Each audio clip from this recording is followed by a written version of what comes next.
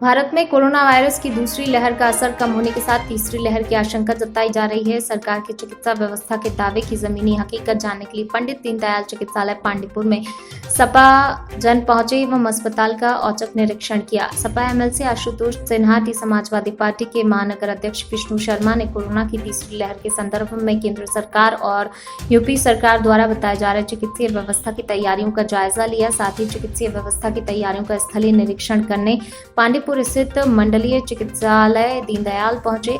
सपा महानगर अध्यक्ष विष्णु शर्मा ने मुख्य चिकित्सा अधिकारी आर.के. सिंह से कोरोना महामारी की तीसरी लहर में बच्चों की जान बचाने के लिए संदर्भ में की गई तैयारियों में वार्ता की। सपा महानगर अध्यक्ष विष्णु शर्मा ने चिकित्सा अधिकारी से बाल चिकित्सा सुविधाओं और बिस्तरों की उपलब्धता, नवजातों के लिए एम्बुलेंस और बच्चों के इलाज के लिए प्रोटोकॉल के बारे में विस्तृत जानकारी मांगी और कोरोना की तीसरी लहर में बच्चों को बचाने के लिए तैयारी उसका जायजा लिया। पंडित दीनदयाल हॉस्पिटल के सीएमएस आर.के. सिंह और एमएस आर.के. यादव ने पूरे हॉस्पिटल का निरीक्षण कराया। महानगर अध्यक्ष विष्णु शर्मा ने एक वार्ड में पहुंचकर बेड पर लगे ऑक्सीजन मशीन के पॉइंट को स्वयं चलाकर देखा और उन्होंने अन्य वार्डों का भ्रमण किया। सपा महानगर अध्यक्ष को चिकित्सालय के अधिकारियों ने बताया, अस्पताल में 52 चिकित्सक हैं। कोविड के चलते उनकी ड्यूटी अन्यत्र लगाई गई है। ये सुनते ही भौचक महानगर अध्यक्ष ने चिकित्सा अधिकारी से कहा कि शासन स्तर पर आप लिखित रूप में अवरुद्ध कराएं, जिससे ओपीडी व्यवस्था बहाल करते हुए रोजाना आने वाले मरीजों को दिक्कतों का सामना न करना पड़े। सपा महानगर अध्यक्ष को मुख्य चिकित्सा अधीक्षक ने बताया, पंडित दीनदयाल अस्पताल में बेड की संख्या 180 है। महानगर अध्यक्ष ने कहा, ये काफी नहीं है, यहाँ अतिशीघ्र ही शासन से बेड की संख्या बढ़ाने की मांग की गई। सपा महानगर अध्यक्ष ने सरकार से मांग करते हुए कहा, गरीब असहाय जनता को चिकित्सीय सुविधाओं से वंचित होना पड़ रहा है। ऐसी व्यवस्थाओं को देखकर यही लग रहा है भाजपा सरकार की नीतियों से जनता को सिर्फ और सिर्फ परेशानियों के दौर से ही जूझना पड़ेगा। स्नातक एमएलसी आशुतोष सिन्हा ने बताया, प्रदेश सरकार द्वारा की गई तैयारियां संतोषजनक नहीं दिख रही हैं।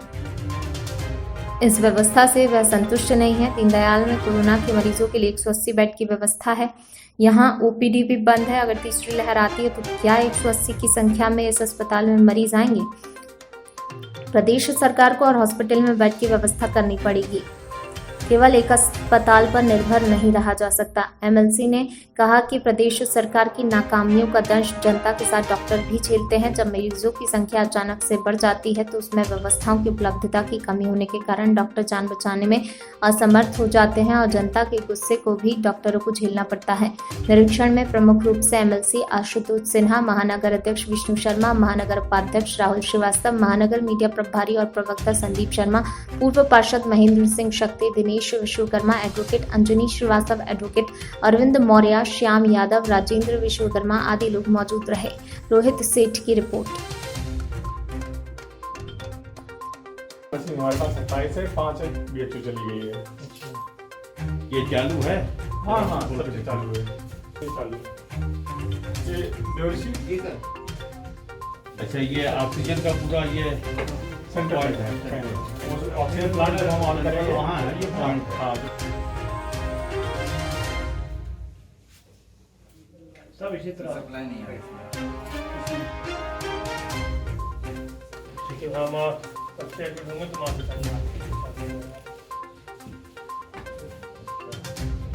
मतलब एक पेशेंट के लिए और एक जो है अटेंडेंट के लिए।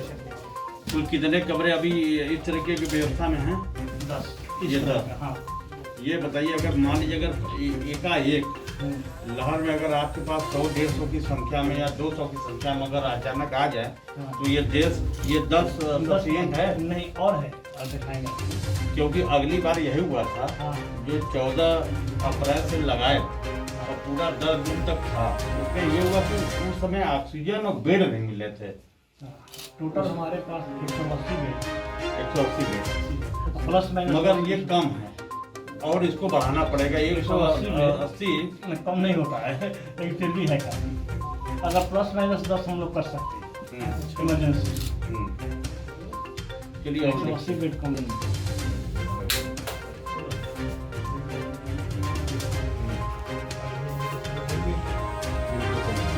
कहाँ लिखा है? आ रहा है, लीड करने दीजिए। क्लिनिकल भी देखा जाता है। ये सही है ना? ये सही है। ये आपका पल्स है। वो भी सही है। ये तो हमसे भी एक पॉइंट धड़कन तेज है, इनका पल्स ज़्यादा है, चिंता ज़्यादा कर रही है। तुरंत इनको ही सर यहाँ पर आपने निरीक्षण किया, क्या क्या फिर देखा और इस हॉस्पिटल में किया? देखिए, मैं इस समय विधान परिषद का सदस्य हूँ, MLC बनारस से, आशुतोष सिन्हा मेरा नाम है।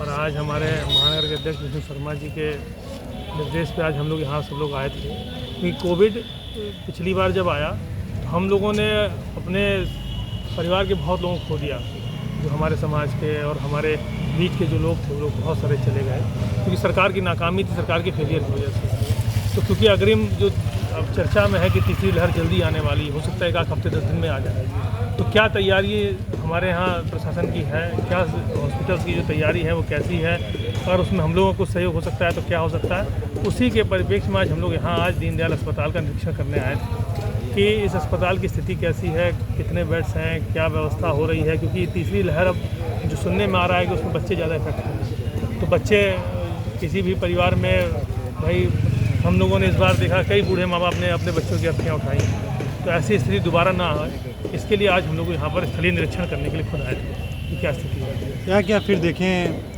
हामिया मतलब फिर कुछ पाएँ या मतलब देखिए, संतुष्ट हैं? अभी जो स्थिति है, क्योंकि लहर आई नहीं, हॉस्पिटल में किसी को एडमिट कर नहीं रहे हैं, हॉस्पिटल पूरी तरह से खाली है, तो इसलिए बहुत सारी चीज़ें, क्योंकि मशीनें एक जगह मैंने देखा एक कमरे में तो चालू ही नहीं हो रही थी, एक कमरे में चालू हुई तो हम लोगों ने चेक किया तो एक में तो सही चल रही थी। तो अभी हमें लग रहा है कि सरकार को, प्रशासन को इस पर और ज़्यादा थोड़ा सावधानी से काम करना पड़ेगा, जिम्मेदारी से काम करना पड़ेगा। इतनी मशीनें तो लग गई, अच्छा हमने पिछली बार ये भी देखा कि मशीनें तो लग गई लेकिन चलाने वाला नहीं था कोई, वहाँ ऑपरेटर ही नहीं थे। पिछली बार ऐसा हुआ कि जो CCU में एडमिट हुए, जो ICU में एडमिट हुए, तो वेंटिलेटर चलाने वाले ऑपरेटर ही नहीं उत्तर प्रदेश की सरकार ने अभी तक रखे हैं, तो उससे बड़ी दिक्कतें आई। तो जो मशीनें हैं उसको चलाने के लिए ऑपरेटर भी होने चाहिए सही तरीके से, इसको भी हमें देखना पड़ेगा। यहाँ हॉस्पिटल में बता रहे हैं 52 डॉक्टर्स हैं लेकिन इस समय नहीं है, इधर उधर से बांट दिए गए हैं। तो इस तरह से बहुत सारी दिक्कत परेशानियाँ हमें लगता है कि ना आए, उसके लिए अभी से तैयारी हम लोग भी कर रहे हैं, देख रहे हैं कि कोई दिक्कत नहीं। ऑक्सीजन प्लांट का भी मतलब फिर किया? हम लोगों ने ऑक्सीजन प्लांट भी देखने का काम किया, क्योंकि पिछली बार ऑक्सीजन के अभाव में बहुत सारे लोग चले गए, तो ऑक्सीजन प्लांट देखने का काम किया, क्योंकि ये ऑक्सीजन प्लांट प्राइवेट लोगों के द्वारा लगवाया गया है, इसलिए विश्वास भी हम लोगों को है कि ठीक से काम कर रहा है। हम लोगों ने चेक भी कर लिया है, तो काम कर रहा है, इससे कोई दिक्कत नहीं है। शर्मा, महानगर अध्यक्ष, समाजवादी पार्टी, वाराणसी। विष्णु जी, फिर आज आप लोगों ने कहाँ पर निरीक्षण किया और क्या किया, हामिया मतलब फिर क्या करें? केंद्र सरकार और भारतीय जनता पार्टी की उत्तर प्रदेश की सरकार लगातार बार बार वैज्ञानिक, हमारे जो वैज्ञानिक हैं उनके माध्यम से ये बताया जा रहा है कि तीसरी लहर हफ्ते 2 हफ्ते में आने को है। तो हम ये जानना चाहते हैं कि भारतीय जनता पार्टी की सरकार में बैठे प्रतिनिधि रोजाना बयान दे रहे हैं कि वाराणसी में चिकित्सा व्यवस्था सुदृढ़ किया गया है। आज उसका हम लोग माननीय MLC आशुतोष सिन्हा जी, राहुल श्रीवास्तव जी, संदीप शर्मा जी और महानगर संगठन के पदाधिकारी, आज हम लोग जो चिकित्सा व्यवस्था सुदृढ़ करने की बात भारतीय जनता पार्टी की सरकार लगातार कह रही है, आज हम लोग स्थलीय निरीक्षण करने आए थे और निरीक्षण के दौरान यहाँ के वरिष्ठ चिकित्सा अधिकारी भी थे। चिकित्सा अधिकारी ने पूरे अस्पताल परिसर का निरीक्षण कराया और उन्होंने बताया कि यहाँ पर हम पंडित दीनदयाल चिकित्सालय में 52 चिकित्सक हैं, मगर एक चिकित्सक भी यहाँ पर हम लोगों को देखने को नहीं मिला।